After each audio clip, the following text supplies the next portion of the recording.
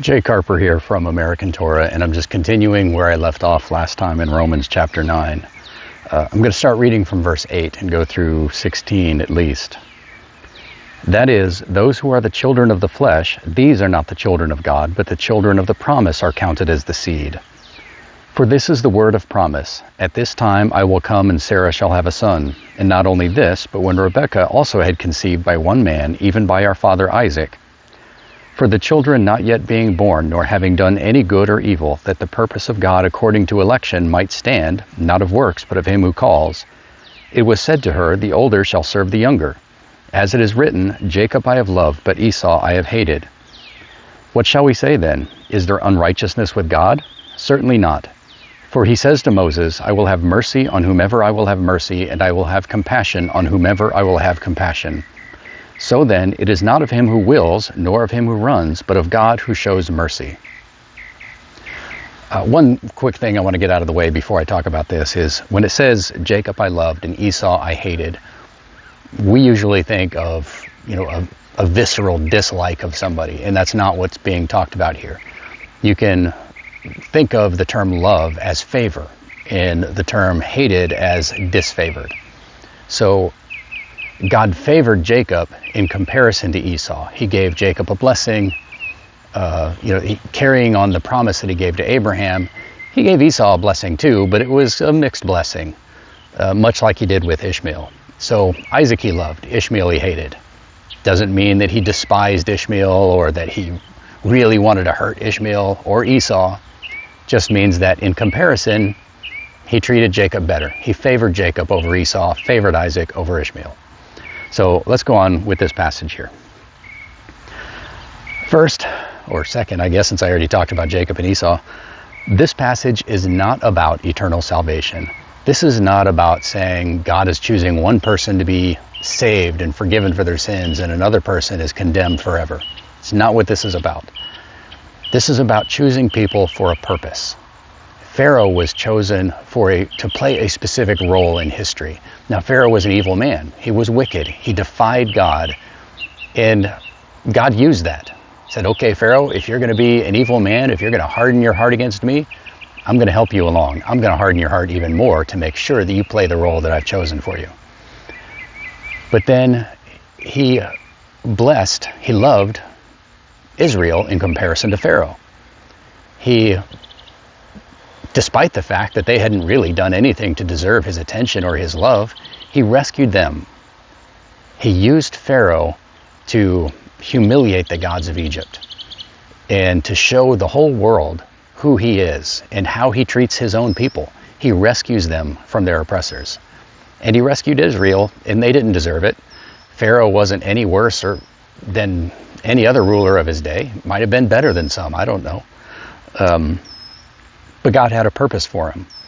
And just like this text here says, or like God told Moses, he will have compassion on whom he has compassion, and he will condemn whom he chooses to condemn. That doesn't mean that God is arbitrary, though. I'll get back to that point here in a second, but thinking about this choosing of Jacob versus Esau, it says that God chose Jacob before either one of them had done anything good or evil. And this is the same as the Hebrews versus Pharaoh. Israel hadn't done anything good or evil. Pharaoh hadn't done anything, obviously he did some evil stuff, but no better or worse than any other ruler of his time. They were all oppressors of slaves. They all enslaved people. They all went to war and committed genocide. This was just standard behavior for rulers. So Pharaoh probably wasn't all that bad compared to the kings of Canaan or Babylon or the Hittites, all of his contemporaries. But God still chose the Hebrews over Pharaoh. He chose Jacob over Esau. But why did he choose Jacob? If it wasn't because of anything Jacob or Esau had done, why? Why not Esau? Well, God isn't random. He doesn't do things for just no reason at all. There is a particular theology that says that God chooses who's going to be saved and condemned from before anybody's born, before creation even. And it doesn't have anything to do with the qualities or deeds or anything to do with that person. It says God chooses them for his own good pleasure. But if it doesn't have anything to do with that person or any qualities of that person, then it means it's totally arbitrary. There's no reason God should choose this person as opposed to that person. But if it's God's pleasure, then God has a reason for choosing this person or in not choosing that person. And then it's back to this person is different. There's something about that person. So when Paul says that, salvation is not based on works, or election, God's choosing one person for a role over another person is not based on works necessarily, but on faith, lest anybody should boast, that is not talking about Jacob and Esau, and that is not talking about eternal salvation in the sense that there's nothing about character or about that person involved. It's not about works. Your faith and your character are not works. Those are things about you, though. They're not things that you should boast about necessarily, but it's not that you've done anything to earn salvation or done anything to earn your role that God has chosen you for in his plan. I'm kind of getting off track here from what I wanted to talk about. I really want to talk about the election of Israel through Jacob. So getting back to that point, hopefully I didn't distract you too much with that bit of rabbit trail. God's choosing of Jacob is not arbitrary. God doesn't do things in an arbitrary manner. He's not capricious like the Greek and Roman gods that just on a whim will wipe people out or choose one person to be a hero just to play games with people. Or he doesn't roll the dice to decide who he's going to choose as an apostle or a king or an evangelist. He picks people for a reason. Now, we know that God had to choose one of the sons of Isaac.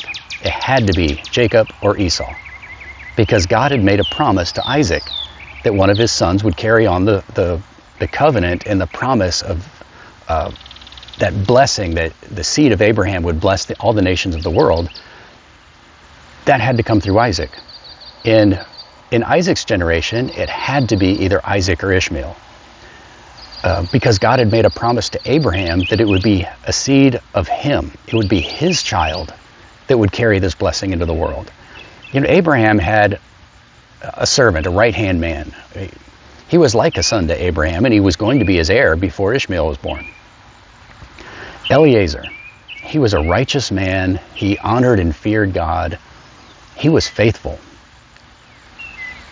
I'd wager to say that he was saved. We will probably see him in eternity.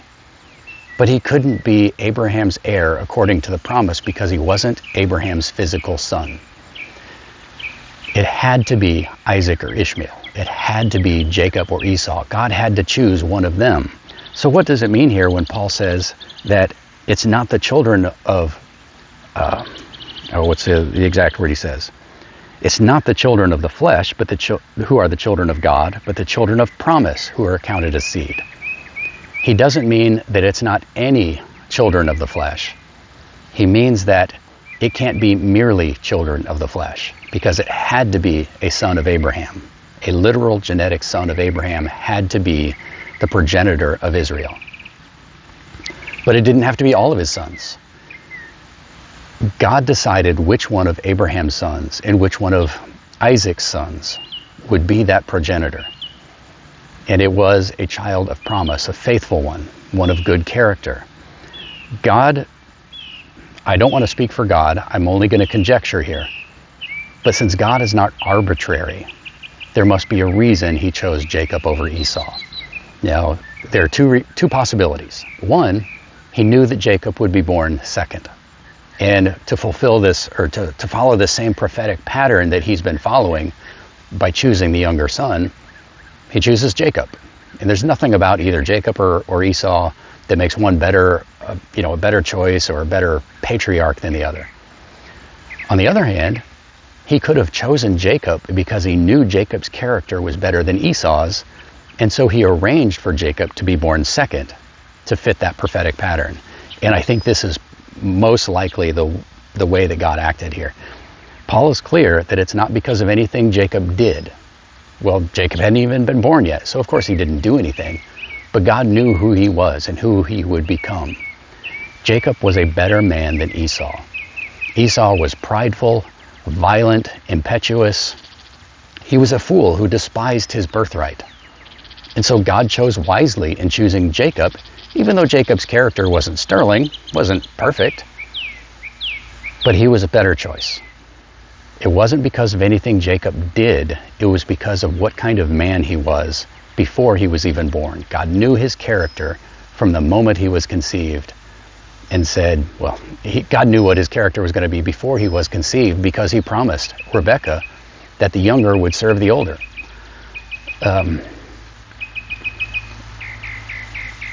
But then in the next generation, Jacob's sons, God didn't single out one of Jacob's sons to carry on that promise. Jacob was the last of those patriarchs. After that, all of Jacob's sons were counted in that promise. Reuben, Levi, Simeon, their behavior was atrocious. They were horrible men, but they were still Israel. God kept them in the nation because he had promised Isaac and Abraham that he would bless all the nations in the world through them. He chose all 12 sons of Jacob to carry on that promise. And it wasn't because of anything good or bad that they did. It was because they were sons of Jacob. They were promised sons of Jacob. Even though they were also sons of the flesh, they had to be both in order to fulfill the promise that God made to Abraham. God couldn't just pick sons of some random guy out there in the world and say, oh, this is the son of Abraham, this is the son of Isaac. No, God promised sons to Abraham. He promised sons to Isaac from their own loins. So he carried on that promise. That doesn't mean that God can't take sons for Abraham out of the nations, and obviously he does. And I talked about that some in the last video. So, if you're a little worried about that or confused about that, go back and watch the previous video. But the really important point here, the thing that ties all this together, is that in what Paul is talking about is the election of Israel as God's chosen people. Because they didn't earn it, because they weren't chosen because of anything they had done to merit being chosen, they also can't lose it by doing something terrible. They can't. God chose them as his people for the sake of their patriarchs, for the sake of the fathers, not for their sake. He kept his promise to preserve a remnant of Israel for the sake of Jacob and Isaac and Abraham. Not because the people of Israel were so well behaved. And so when the people of Israel break all of God's commandments and reject the Messiah, none of that makes them any less Israel. They are still the chosen people.